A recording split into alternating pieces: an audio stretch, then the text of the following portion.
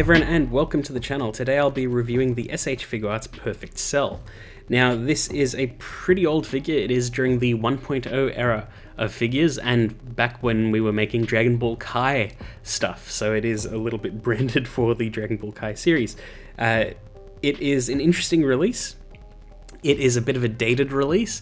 There is some good stuff about it. There is a lot of sort of bad stuff about it, some of it due to age as well as the more modern interpretation and design of figures. So it's a little bit hard to judge it like fully objectively just because it was sort of in a time capsule at this point, and you have to look at it from how it was released back then.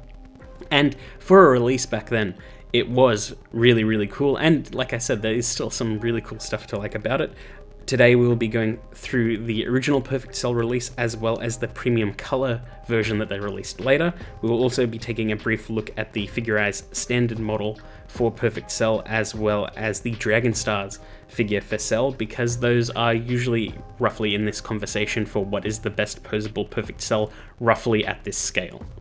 So let's jump right into it. So taken out of the box, both of these cells have the exact same accessories. It is just a color difference.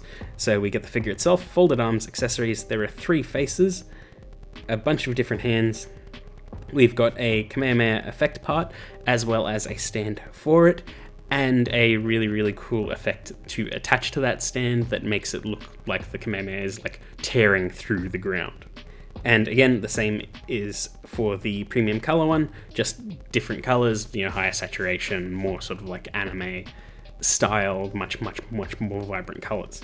But like right down to it, they are the exact same figure and come with the same accessories, which is really nice because sometimes recolors do not come with the same accessories, as we've seen with the Final Form Frieza. But taken out of the box and put on a display, here are the cells, and you can see that even though they are the exact same body sculpt, they give off completely different vibes because of the coloring.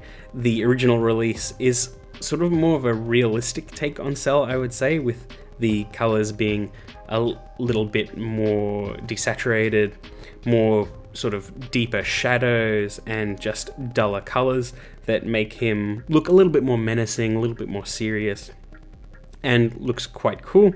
I do, however, prefer the premium color version because that is more sort of anime to me, with much bolder green. The purples are nice and the shading makes it really pop. The shading of the original release is cool as well, but it tends to seem a little bit more subtle because you already have darker colors, whereas for the premium one the shading is a lot more obvious because of the contrast of brights and darks. But does look very cool. Both of them look really cool, and even though they are very, very old figures and are both pre-owned figures, the paint has held up pretty well. There are a few areas here or there, as well as some wear and tear on the premium color one in particular, but not enough to, ruin the figure.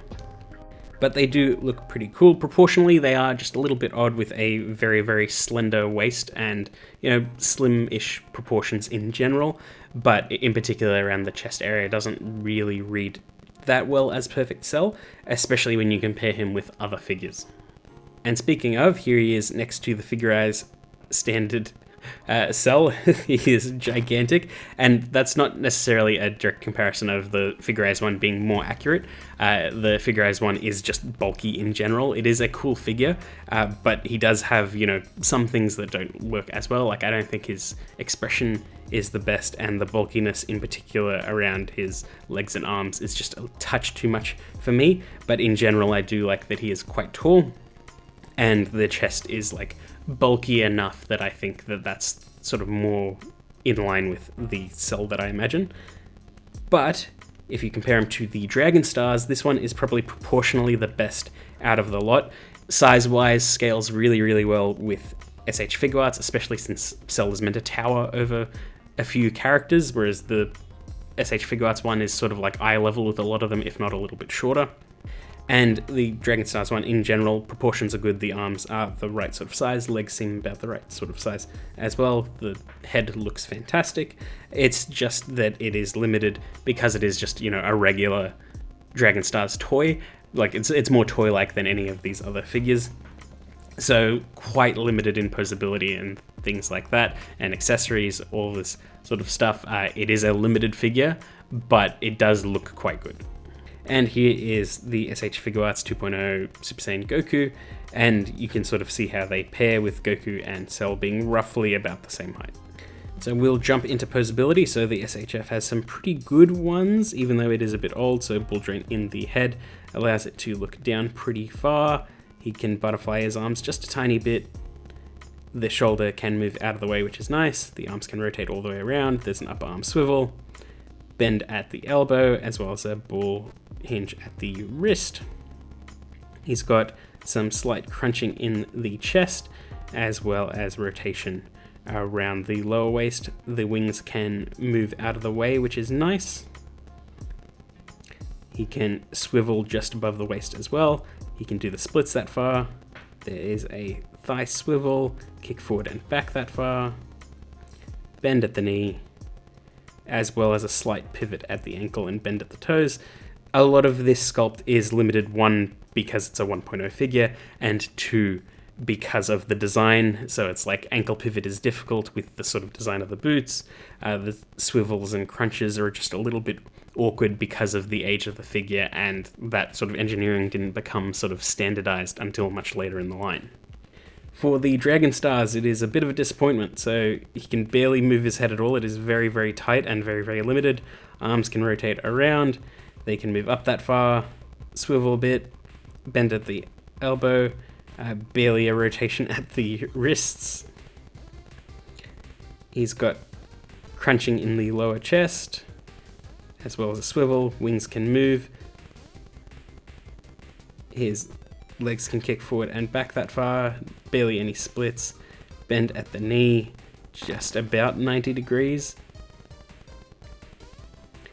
And there is barely a pivot at the ankles, so he will fall over all the time if you're trying to put him into any sort of action pose, which is a bit of a disappointment because proportionally he looks fantastic and the colors are really, really nice.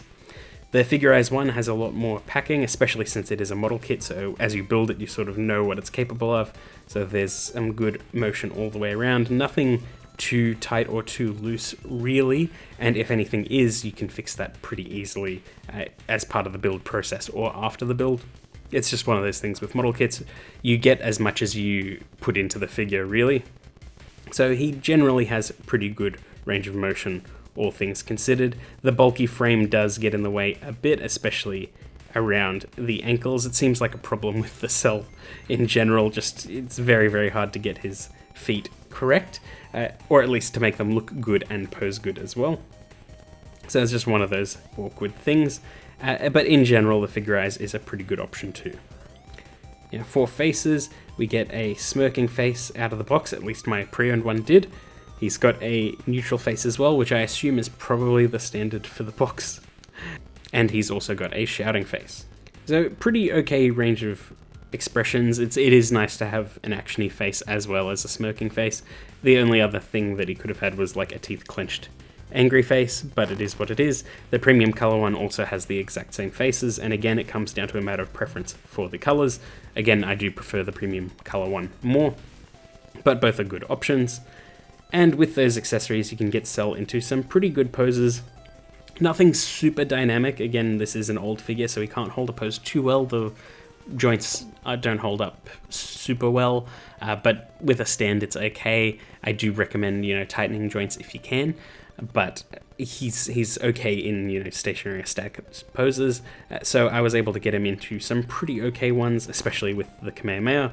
I really, really do like this effect. It is a little bit thin, and the way the Kamehameha is, it's so far off the ground that the ripping in the ground seems a little bit superfluous, but it is still really, really cool regardless. And even if it is a bit of an old accessory, it is nice that, a Dragon Ball figure did come with a full Kamehameha effect. Usually it's just charging effects these days.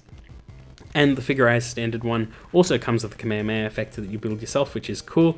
It's not the best because it's one that they reuse a lot for their figures, but it's fine. You do also get different hands and alternate face, as well as the charging Kamehameha effects. That's cool.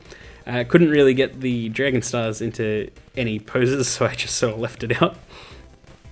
But I do really, really enjoy this figure. The only problem is that it doesn't look the part in the modern lens. Back then, it was still pretty cool. There's a reason why they released this figure 3 times, beyond it being the only Perfect Cell on the market. It does desperately need an update, but we do also need a semi-perfect cell as well. And even then, the imperfect cell had proportional issues as well. He looked good just by himself, but if you lined him up with other figures, he wasn't as tall as he probably should have been. But like visually, he looked the part. So even if he doesn't scale perfectly well, if we just get an updated perfect cell, that would be nice. We do desperately need one, and we'll probably get a new Super Saiyan 2 Gohan at the same point as well. They are slowly teasing us for these figures. As of recording, they announced the new 3.0 Super Saiyan Vegeta and Goku, and they were already doing the tournament begins, or the games begin Goku, so they are aware of the Android saga at the very least. Whether or not they're teasing Super Android 13 or not, or just teasing the Android and Cell sagas in general, who knows.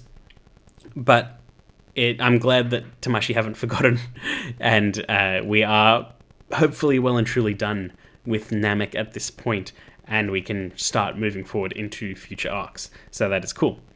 But yeah, that's pretty much it. I hope you enjoyed that video, and I will see you all next time. Oh hi, I didn't see you there. As you can see, I'm hard at work making new videos for the channel. Now, while I'm happy with where the channel is right now, I could use your help. By liking, commenting, and subscribing to the channel, it helps out the YouTube algorithm and recommends my channel to more people. So if you like any of my videos, please let me know, it really helps out. And if you liked this one, please let me know too. It means a lot to me, and I really appreciate all of you guys.